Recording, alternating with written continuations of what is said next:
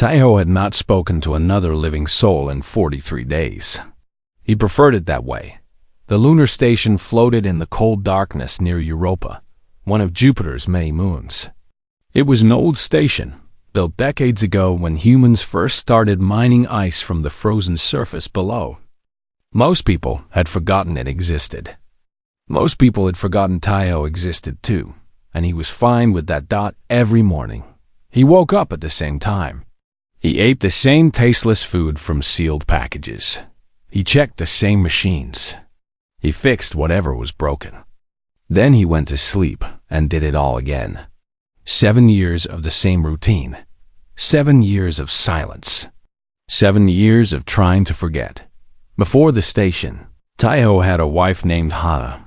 He had a daughter named Ji-woo. They were everything to him. Hana laughed at his terrible jokes.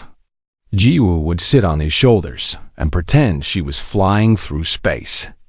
They were supposed to meet him on Mars Colony 3. They never arrived. The transport ship suffered an engine failure. 200 passengers. No survivors. After the funeral, Taiho could not stay on Earth. Every street reminded him of Hana. Every child's laugh sounded like Ji-woo. So he applied for the most remote assignment possible. A forgotten station orbiting a frozen moon. A place where he could be alone with his grief. The company that owned the station planned to shut it down in 2 years. They told Taiho he could leave whenever he wanted. He never wanted to leave. Where would he go? There was nothing left for him anywhere else. On this particular night, Taiho was fixing a broken heating pipe in Section 4. His hands moved automatically, twisting bolts and sealing joints. His mind was somewhere else, thinking about nothing, feeling nothing. That was the trick he had learned.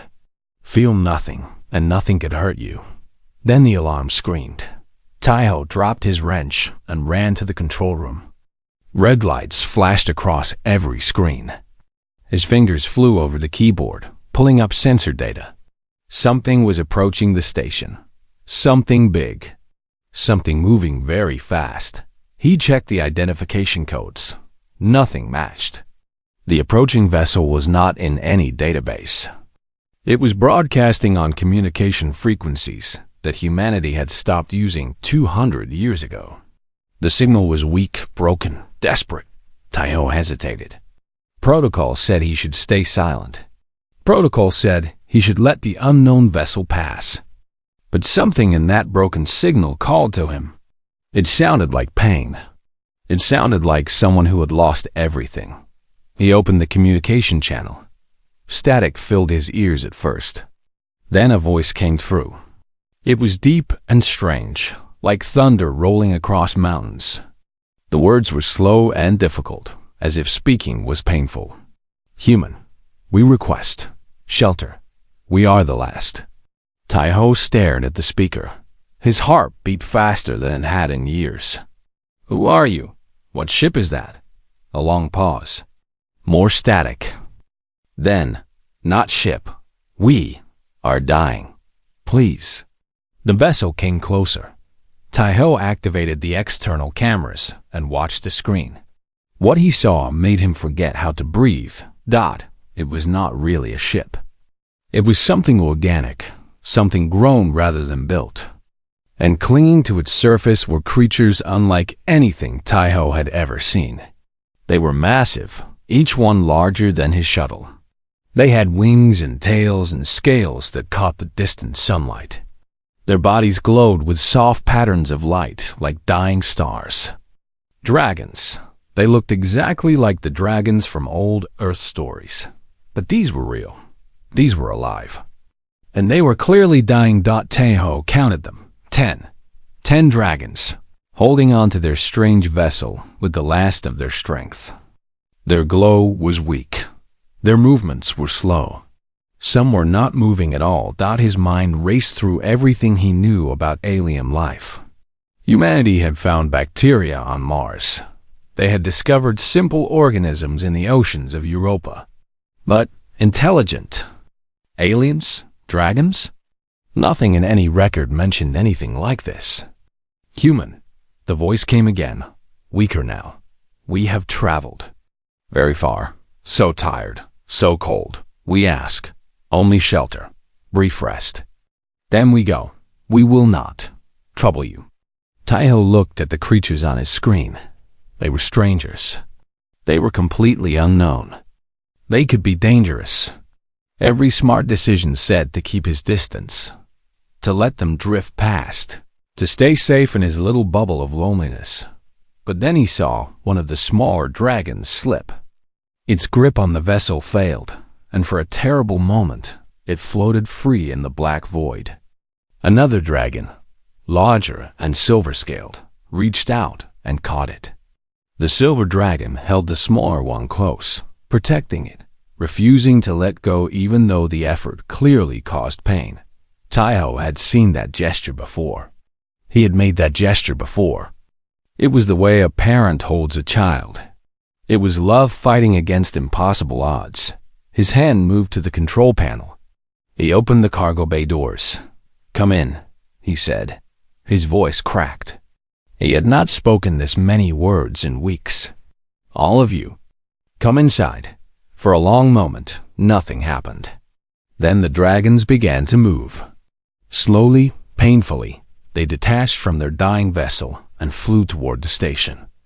They moved through the empty space like wounded birds, struggling with every wing beat. Taiho watched them enter his cargo bay. The silver dragon came first, still holding the smaller one. Then came others, all shapes and colors, red and green and bronze and violet. They were beautiful and terrible and sad. When the last dragon entered, Taiho closed the doors. The cargo bay was not designed for creatures this size. They barely fit, pressed together in the cramped space. But they were inside. They were out of the cold. The silver dragon raised her head and looked at the camera. Her eyes were old and wise and full of more sadness than Taiho could understand. "Thank you, human," she said. "I am called Bora. We were, the Pirican. You have given us something we have not had in many years." "What's that?" Taiho asked. "Hope." Taiho stared at the screen for a long time. 10 dragons. 10 alien creatures from somewhere beyond the stars. They were in his station now. His quiet, lonely, forgotten station. He had wanted to be alone. He had built walls around his heart and sworn never to let anyone in again. But these creatures had knocked on his door, and he had opened it. Now everything would change. He was not ready. But maybe, after 7 years of hiding, it was time to stop being ready. Maybe it was time to just be human again. Taiho took a deep breath and walked toward the cargo bay. He had guests to welcome. The cargo bay smelled like burning metal and something else, something ancient and wild. Taiho stood at the entrance, looking at the 10 dragons crowded together in the small space. Up close, they were even more incredible than they appeared on the screen. Bora, the silver dragon, was the largest. Her scales shimmered like moonlight on water. Deep scars ran across her side, old wounds that had healed long ago. She held herself with quiet dignity, but Taiho could see exhaustion in every movement she made. Beside her stood a red dragon with one damaged eye. His scales were the color of dried blood, and he watched Taiho with open suspicion. When Taiho stepped closer, the red dragon growled low in his throat. "Dawn," Bora said gently. "He opened his home to us. Show respect." Dawn did not stop growling, but he moved back slightly. "Humans are weak," he said. His voice was harsh like breaking stone. "This one will regret his kindness." Taiho ignored the insult. He had been alone too long to care about harsh words. Instead, he looked at the other dragons. A young one with green scales was staring at everything with wide, curious eyes. A huge bronze dragon lay on the floor, his wing bent at a wrong angle. A small violet dragon was barely conscious, her breathing shallow and weak. "You're hurt," Taiho said. "All of you." "What happened?" Bora closed her eyes. When she opened them again, Ancient sorrow filled her gaze. We were hunted. For decades, we ran. Our home is gone. Our people are gone. Only we remain. Hunted by what? The hollow swarm. Dawn spat the words like poison. Machines that hate all living things. They found our world. They burned everything, everyone. His voice cracked. My mate, my children, everything. The cargo bay fell silent. Taiho understood that kind of loss. It was the same loss that had driven him to this lonely station. We heard stories, Bora continued. Old legends passed down through generations. Stories of a species far across the stars. They called them humans. The story said humans were strange creatures. Soft bodies. Short lives. No natural weapons. She paused. But the stories also said humans never abandoned those in need. We had nowhere else to go. We hoped the legends were true. Taiho looked at his station. It was barely big enough for one person. Life support, heating, oxygen, food, everything was calculated for a single human. 10 massive dragons would drain the resources in days. His mind ran through the numbers. They were not good numbers. You cannot stay here, Dohun said, as if reading his thoughts. Tell him, Bora, we should leave. Find somewhere else to die. Do not burden this creature with our ending. No. Everyone looked at Taiho. Even the half-conscious violet dragon opened her eyes. No, he said again. You came here for help. I'm going to help you. Doan snorted. How? Look at this place. It is barely standing. What can one small human do? Taiho smiled for the first time in years. It felt strange on his face. I'm a mechanic. Fixing impossible things is what I do. He did not sleep for the next 3 days. First, he studied the dragons. He learned that their bodies produced incredible heat. The Pyrrhican had evolved near a dying star, and they carried that fire inside them. Even now, weak and starving, they radiated warmth that made the cargo bay feel like a furnace. Taiho realized he could use that heat. He spent hours connecting pipes and building new systems. He rerouted the station's power grid. He took apart his own heating unit and rebuilt it to capture the dragon's natural warmth. Soon, the entire station was using the Pyrrhican's body heat for energy. Next came oxygen. The dragons breathed differently than humans, but they still needed air. Taiho modified the life support system, working with tools that were never designed for this purpose. He made mistakes. He fixed them. He made more mistakes. He kept going. The green dragon, whose name was Yuna, watched him work with fascination. What is that tool? She asked, pointing at his wrench. It tightens bolts, Taiho said without stopping. What are bolts? Metal pieces that hold things together. Yuna moved closer. Her scales made soft clicking sounds against the floor. Can I try? Taiho paused. He looked at her claws, each one as long as his hand. Those don't really work for small tools. I can be careful. Yuna held up one claw. With surprising gentleness, she touched a loose bolt on the wall. Her claw tip was fine enough to grip it. She twisted. The bolt tightened perfectly. Taiho stared. That was actually good. Yuna's eyes brightened. Show me more. So he did. Between fixing critical systems, Taiho taught Yuna how human machines worked. She learned quickly, faster than any student he had ever seen. Her curiosity was endless. Her questions never stopped. And slowly, without realizing it, Taiho began to enjoy teaching again. The bronze dragon, Giwan, helped in different ways. Despite his injured wing, he was incredibly strong. When Taiho needed to repair the outer hull, Giwan carried him outside in massive claws, holding him steady while he worked. They developed a silent understanding. Giwan would position Taiho exactly where he needed to be. Taiho would fix whatever was broken. They made a good team. The violet dragon Somi was a healer. As she regained her strength, she began helping the others recover. She could not fix physical wounds, but she had a gift for easing pain and calming troubled minds. One night, she found Taiho sitting alone, staring at a photograph of Hana and Jiwoo. "You carry heavy grief," Somi said softly. Taiho did not answer.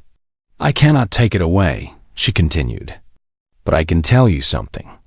The love you have for them, it did not die with them. It lives in you, in everything you do." She gestured toward the cargo bay, where the other dragons were resting peacefully for the first time in years. "You are honoring them right now. They would be proud." Taiho's eyes burned with tears. He had not allowed himself to cry in 7 years. He did not speak, but he nodded. On the 4th day, something unexpected happened. Dohan approached Taiho while he was eating his small meal. "Human," the red dragon said gruffly. Taiho looked up. "Yes," Dohan struggled with words. His jaw clenched and unclenched. Finally, he spoke. "You worked without rest. You gave us your food, your heat, your home." He paused. "I was wrong about humans. About you, I apologize." It was clearly the hardest thing Dohan had ever said. Taiho could see the pride fighting against the gratitude. "I lost my family too," Taiho said quietly. "I know what it does to you. The anger. The wanting everyone else to hurt like you hurt." Dohan's one good eye widened. For a moment, the fierce warrior looked like a lost child. "It gets easier," Taiho said. "Not better, but easier." Dohan nodded slowly. He did not say anything else.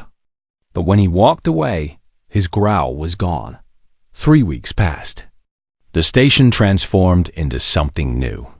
Humans and dragons working together, surviving together. Laughter echoed through halls that had known only silence.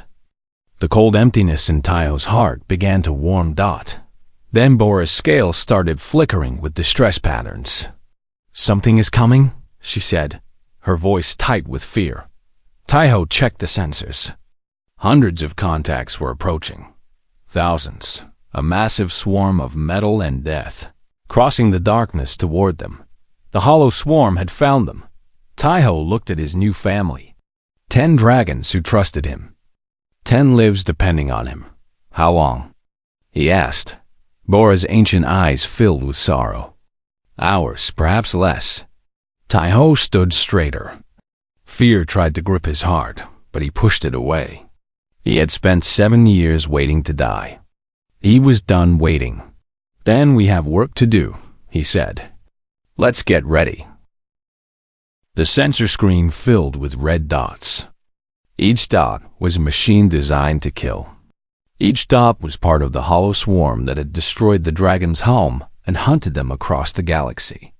Now thousands of those machines were coming for Taiho's little station. Bora stood beside him, watching the screen with ancient, tired eyes. "We should have known," she said. "They never stop hunting. They never give up. Why?" Taiho asked. "Why do they hate living things so much?" "We do not know. Some say they were created by a species that wanted to destroy their enemies. Others say they evolved from broken machines that lost their purpose. All we know is what they do. They find life. They end it." Taiho studied the approaching swarm. The machines moved in perfect formation, spreading across space like a dark cloud. At the center, hidden behind layers of killer drones, was something larger. A command ship, the brain that controlled everything else. "If we destroy that big one," Taiho said, pointing, "what happens to the rest?" Bora looked surprised. "They would stop. But reaching it is impossible. No one has ever gotten close enough." Dohan joined them, his red scales glowing with barely controlled rage. "Then we fight. We kill as many as we can before they take us. We die with honor. I have a better idea, Taiho said. We win. Both dragons stared at him. Human, Doan said slowly, I have come to respect you. But you are speaking madness. Look at the numbers. There are thousands of them. We are 10 wounded dragons and 1 small mechanic. 11, Taiho corrected. We are 11. And 11 is enough. He walked to his workshop and started pulling out equipment. Mining lasers designed to cut through rock. Explosive charges used to break asteroids. Drone controllers that guided automated machines. None of it was made for war, but Taiho had learned something in his years of isolation. Everything could be a weapon if you were desperate enough. Yuna appeared beside him, her green scales bright with nervous energy. What can I do? You remember everything I taught you about the station systems? Yes. Good. You're going to control the mining drones from here. Turn them into missiles. Aim them at anything that gets close. Yuna's eyes widened. I can do that. Giwon limped forward, his damaged wing dragging. I cannot fly well, but I can protect the station. Let them come to me. Somi, the violet healer, spoke quietly. I will stay with the wounded. Keep them stable. Keep them fighting. One by one, the other dragons volunteered. Even the youngest, even the weakest, everyone wanted to help. Taiho felt something swell in his chest. Pride, hope, love. Bora nodded slowly. You have given us something human. Something we lost long ago. You have given us a reason to fight, not just to die. Taiho finished loading a shuttle with explosives. His hands were steady, but his heart was pounding. Save the speeches for after we win. The swarm arrived 2 hours later. They came in waves, endless streams of metal death pouring through space. Each machine was small, about the size of a dog, but they moved with perfect coordination. They had spinning blades and energy weapons and one purpose: destroy all life. Doan led the dragons into battle. He roared a war cry that echoed across the communication channels, ancient words in a language Taiho did not understand. Then he breathed fire, stellar fire. That was what the Pyrrhican called it. It burned hotter than any human weapon, hot enough to melt metal instantly. Daman swept his flames across the first wave of machines, turning hundreds into slag in seconds. The other dragons followed. Bora fought with cold precision, each movement calculated to cause maximum damage. Giwan, despite his injury, stood at the station's entrance and crushed anything that got close. The younger dragons worked in pairs, covering each other, fighting as one dot from inside the station. Yuna controlled the mining drones. Her claws danced across the control panel with impossible grace. She sent drone after drone crashing into the swarm, each one exploding on impact. Taiho watched it all on his screens. The dragons were magnificent. They fought with courage and skill that took his breath away. But it was not enough. For every machine they destroyed, 10 more took its place. The swarm was endless. We are losing, Bora's voice came through the communicator. She sounded exhausted. There are too many. Taiho saw 2 of the younger dragons fall. The machines swarmed over them, tearing, cutting. He heard their screams cut short. His hands clenched into fists. The command ship, he said. I need to reach it.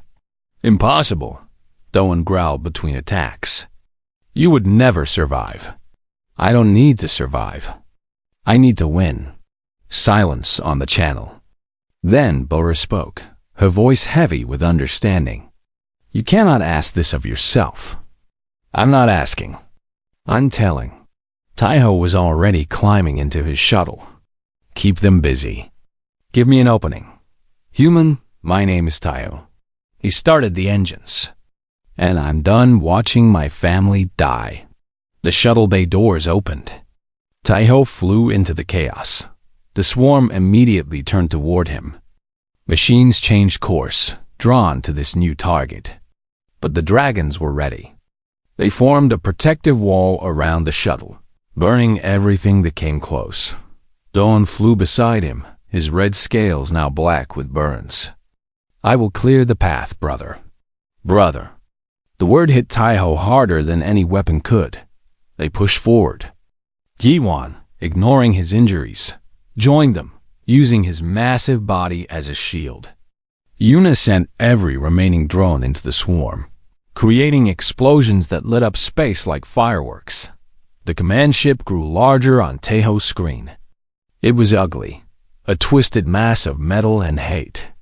This was the thing that had killed billions. This was the heart of darkness that had destroyed the Pyrrhican's world. "Almost there," Taiho said. Then a blast hit his shuttle. Alarms screamed. Controls went dark. The shuttle spun out of control. "Taiho!" Yuna's voice was full of fear. He did not answer. He was already moving, grabbing the explosive charges, putting on his spacesuit. The shuttle was dead, but he was not. Not yet. He opened the airlock and jumped. Space was silent and cold and endless. Taiho floated toward the command ship, using small bursts from his suit to guide himself. Behind him, the battle raged. He could see the dragons fighting desperately, buying him time with their blood. He landed on the command ship's hull. His magnetic boots locked into place. The metal beneath him hummed with evil energy. Taiho found a weak point, a junction where multiple systems connected. He planted the first charge, then the second, then the third. His oxygen was running low. His suit was damaged. Warning lights flashed in his helmet.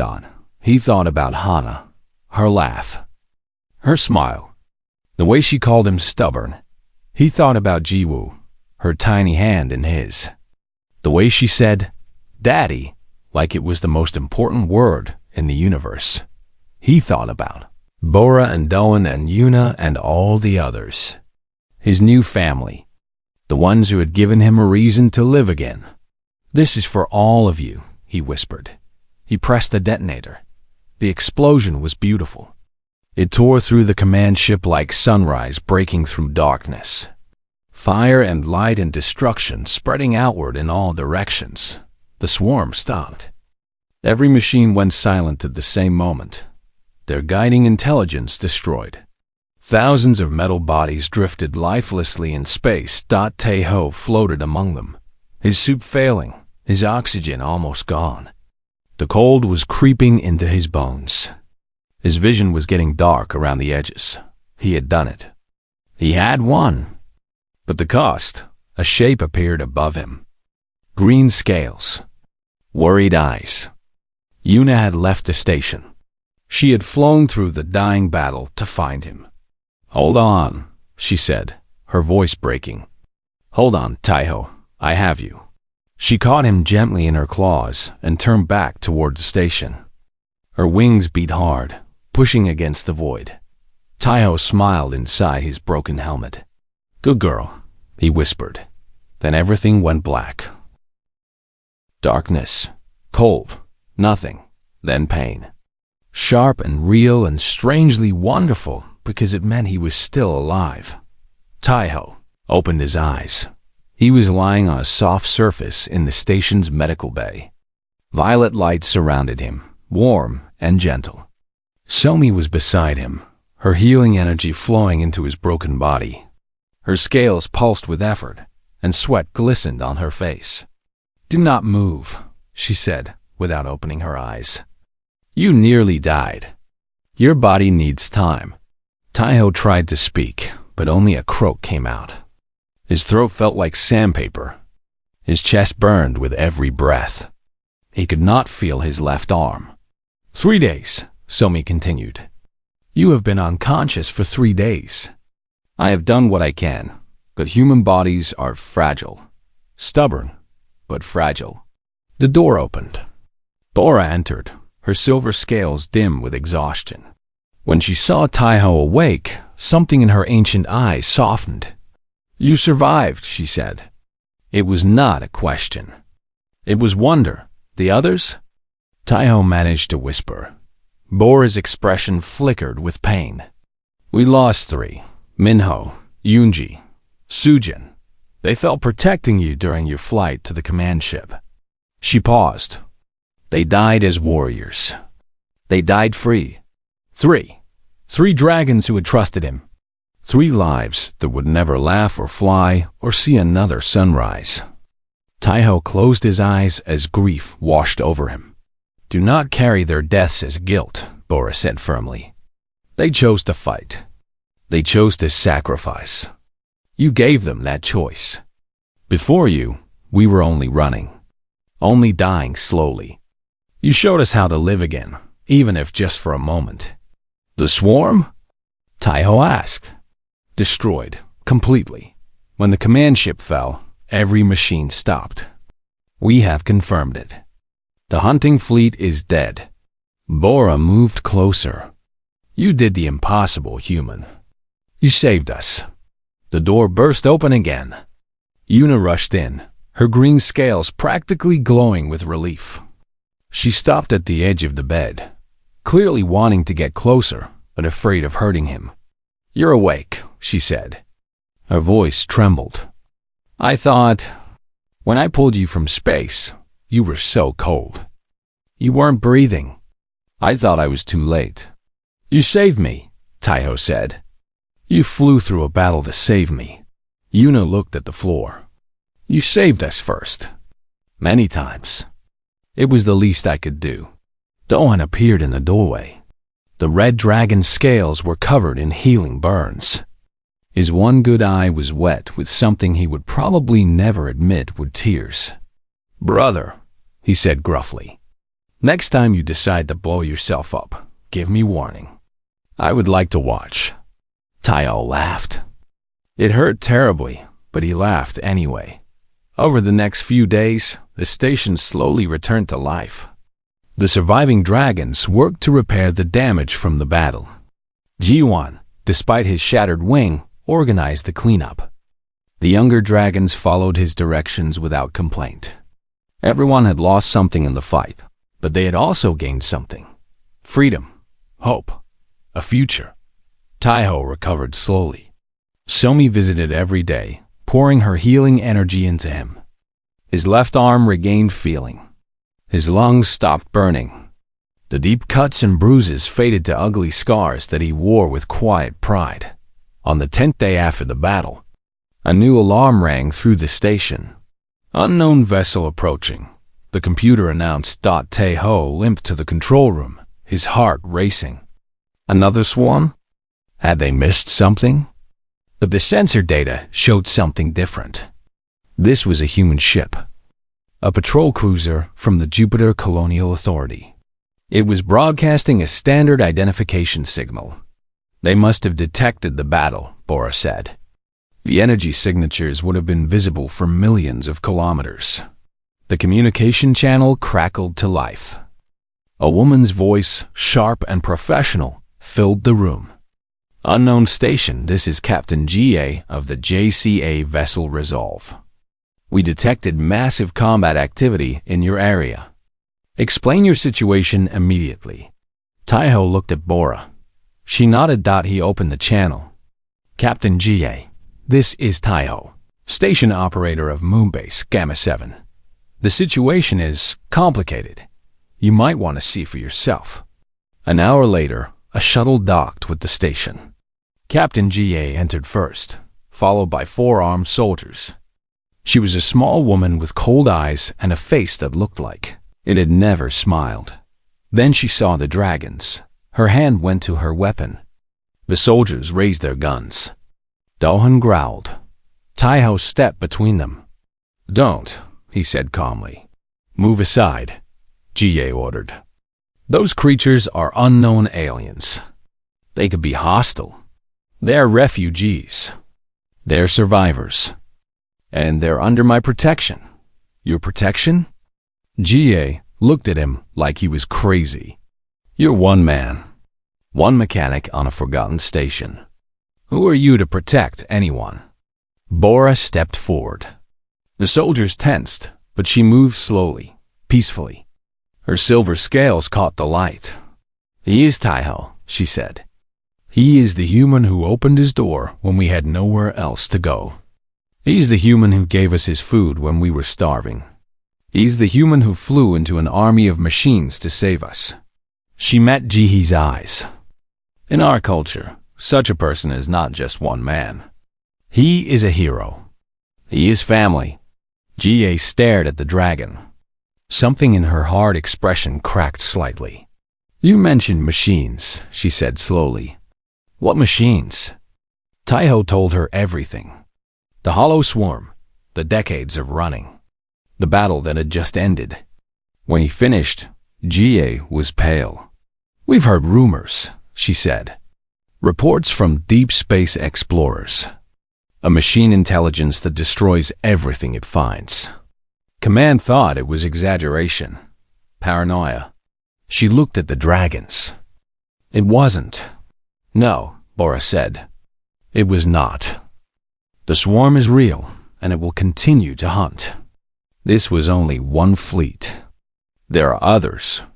Jihee was quiet for a long moment. Then she lowered her weapon and signaled her soldiers to do the same. "I need to report this," she said. "Earth Command needs to know. Everyone needs to know." She walked back to her shuttle, already talking rapidly into her communicator. Taiho watched her go, then turned to Bora. "What happens now?" he asked. "I do not know," she admitted. "We have never dealt with humans on such a scale before. Your people may fear us. They may hate us. They might also help you," Taiho said. "That's what humans do. When we're not fighting each other, we're pretty good at helping strangers." Dawn snorted. "Optimistic. Maybe, but I was alone for 7 years, and I still open my door for you. There are billions of humans out there. Some of them have to be as stupid as me." The days that followed were chaotic. More ships arrived. Scientists, diplomats, military officers, reporters. Everyone wanted to see the dragons. Everyone wanted to hear the story. Taiho stayed out of the spotlight as much as possible. He was not interested in fame. He just wanted to fix things, teach Yuna, argue with Dohon, and help his family survive. But the universe had other plans. The stories spread across human space like wildfire. A lone mechanic defending alien refugees against an unstoppable machine swarm. It captured something in the human imagination. People who had never cared about aliens suddenly cared very much. Politicians who had ignored warnings about the hollow swarm suddenly wanted to prepare. And through it all, one image became famous. A picture taken by Jihee's shuttle during her approach. It showed the damaged station floating in space, surrounded by debris and dead machines. And in front of the station, clearly visible, were 7 dragons and 1 small human, standing together, facing the camera. Family. The words spread with the image. That was what they were. Not humans and aliens. Family. 1 month after the battle, Bora received the message. Other Purican had heard the story. Survivors who had been hiding across the galaxy for decades. They wanted to come. They wanted to meet the human who had given the dragons hope again. Taiho looked at his little station. It was still damaged. It was still old. It was definitely not big enough for more dragons. "We'll need a bigger place," he said. Bora smiled. It was the first time he had ever seen her smile. "Then we will build one," she said. "Together." 6 months had passed since the battle. Everything was different now. Taiho stood on an observation deck, looking out at something that still amazed him every time he saw it. His little station was gone, replaced by something much larger. The new structure floated in space like a great metal flower, its sections spreading outward in all directions. Human engineers and dragon builders had worked side by side to create it. The first joint colony in history. They called it New Dawn Station. Humans came from Earth and Mars and the outer colonies. Dragons arrived from hiding places across the galaxy. For the first time in decades, the Pyrrhican were not alone. For the first time in centuries, humans were not the only intelligent species they knew. It was messy. It was complicated. Misunderstandings happened daily. A dragon accidentally melted a human shuttle by sneezing. A human scientist tried to take scale samples without asking and nearly got eaten. Cultural differences caused arguments, hurt feelings, and occasional fires. But they kept trying. That was the human way. That was the dragon way too, as it turned out. Taiho walked through the corridors of the new station. He passed a classroom where Yuna was teaching young humans about Pyrrhican technology. Her green scales had grown brighter over the months, matching her confidence. She had become the best engineer on the station, human or dragon. Students from Earth's top universities begged to study with her. The key is heat management, Yuna was explaining to her students. Pyrrhican systems use thermal gradients that human machines waste. If you capture and redirect this energy. She saw Taiho watching and waved. He waved back and kept walking. Further down the corridor, he found Giwan in the medical wing. The bronze dragon's wing had finally healed properly, thanks to a combination of human surgery and Pyrrhican healing. He was exercising it slowly, stretching the new muscles. "Looking good," Taiho said. Giwan rumbled happily. "Human doctors are strange. They cut me open to fix me. Very backwards, but effective." He flexed his wing fully, showing off the smooth movement. "Soon I will fly again. Looking forward to it." In the training area, Doham was working with human soldiers. The Red Dragon had become an unlikely military advisor, teaching combat tactics to anyone willing to learn. His harsh personality had not changed, but the humans had learned to appreciate his honesty. "Your stance is weak," Doham barked at a young recruit. "If a machine attacks you like that, you die. Again." The recruit groaned but adjusted his position. "Better. You might survive for 3 seconds now, instead of 2. Taiho smiled and moved on. He found Somi in the medical wing, teaching human doctors about Pyrrhican healing techniques. Some of what she did could be translated to human medicine. Some could not. But the exchange of knowledge was helping everyone. "The body wants to heal itself," Somi was saying. "We simply encourage it. Remove blocks. Clear paths. The energy does the rest." A human doctor looked skeptical. "That sounds like magic. All medicine sounds like magic until you understand it." Somi glanced at Taiho and smiled softly. "Some things simply require faith." Finally, Taiho reached the observation deck where Bora waited. The silver dragon looked different these days. Her scales were brighter. Her eyes were less tired. Hope had returned to her, and it showed in every movement. "You were wandering again," she said as he joined her. "Checking on everyone. You mean worrying about everyone?" Taiho shrugged. "Old habit." They stood together in comfortable silence, watching the stars. In the distance, human ships patrolled the area. They were preparing for the future now, building defenses against the hollow swarm. The machines would come again someday. Everyone knew that. But this time, humanity would be ready. This time, they would not face it alone. "I received news today," Bora said. "More Pyrrhican are coming. A group from the Andromeda sector. 30 dragons. They've been hiding for 200 years. 30? Taiho whistled. "We'll need more room. We always need more room." Bora's voice was warm with amusement. "You humans keep inviting everyone to stay. That's what we do." A young dragon flew past the window, chasing a human drone in some kind of game. Laughter echoed through the corridors. Somewhere music was playing, a strange mix of human songs and Pyrrhican harmonics. "Do you regret it?" Bora asked suddenly. Taiho looked at her. "Regret what?" "Opening your door. That night when we arrived. You could have stayed hidden. Stayed safe. Stayed alone." Taiho thought about the question. He thought about the 7 years of silence and grief. He thought about the night when everything changed. He thought about Hana and Jiwoo and how much he still missed them. I spent a long time building walls, he said finally. I thought they would protect me, keep the pain out.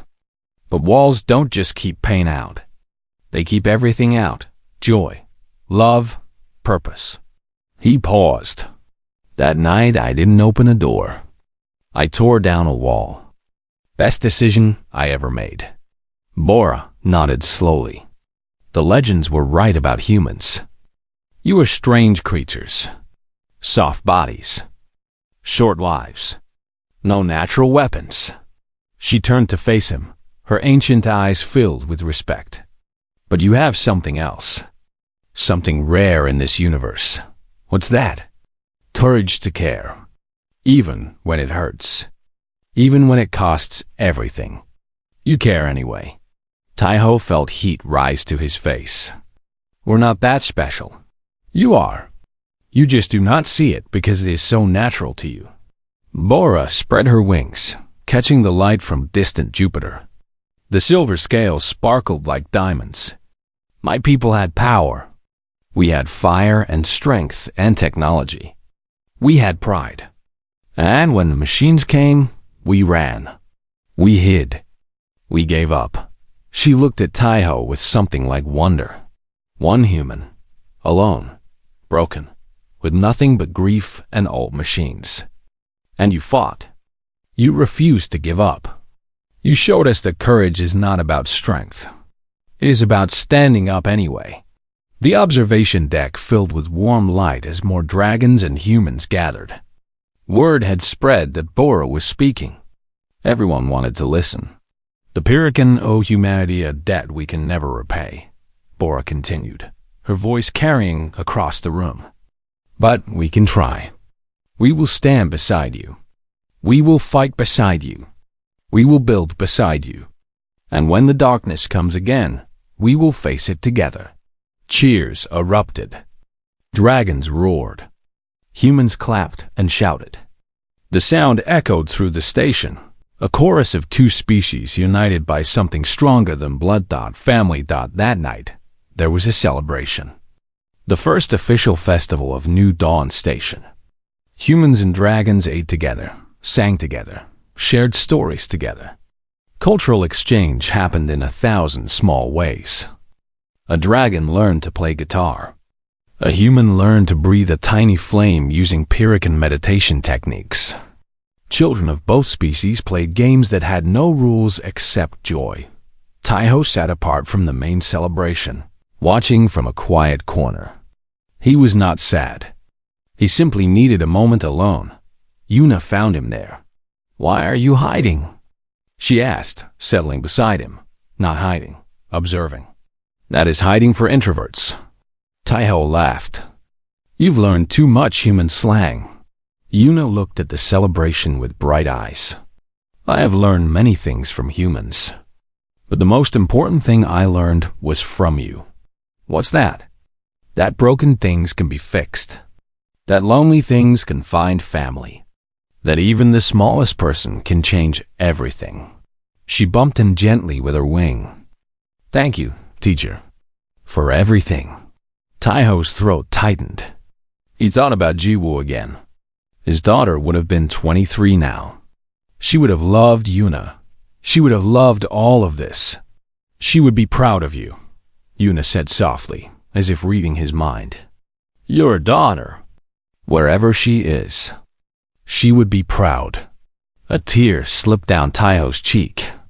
He did not wipe it away. Yeah, he said. I think she would be. They sat together in comfortable silence, watching the celebration. Two species learning to be one family. A future being built from the ashes of the past. Later that night, Taiho returned to the observation deck. He stood alone at the window, looking at the stars that stretched endlessly in all directions. So many worlds out there. So many dangers. So many possibilities. The hollow swarm was still out there. More battles would come. More losses. More pain. But also more victories. More connections. More love. Tejo smiled. It came easily now, that smile. He had practiced it enough over the past 6 months that it felt natural again. Behind him, he heard footsteps. Many footsteps. Human feet and dragon claws. His family was gathering, ready to face whatever came next. Together, he turned to face them. Laura, Doan, Yuna, Giwan, Somi, the other dragons. The human friends he had made. All of them looking at him with trust and affection. So, Doan said gruffly, "What do we do now?" Taiho looked at his family. At the station they had built. At the future stretching before them like an open road. "Same thing we always do," he said. "We survive. We grow. We take care of each other." He stepped forward to join them. "And when someone comes knocking on our door, lost and scared and looking for shelter," he smiled. "We open it." The stars continued to shine outside the window. Cold and distant, yes, but also full of promise. Somewhere out there, more survivors were searching for hope. More lost souls were looking for home. And New Dawn Station would be ready for them, because that was what family did. That was what humans did. And now, that was what humans and dragons did together. Forever.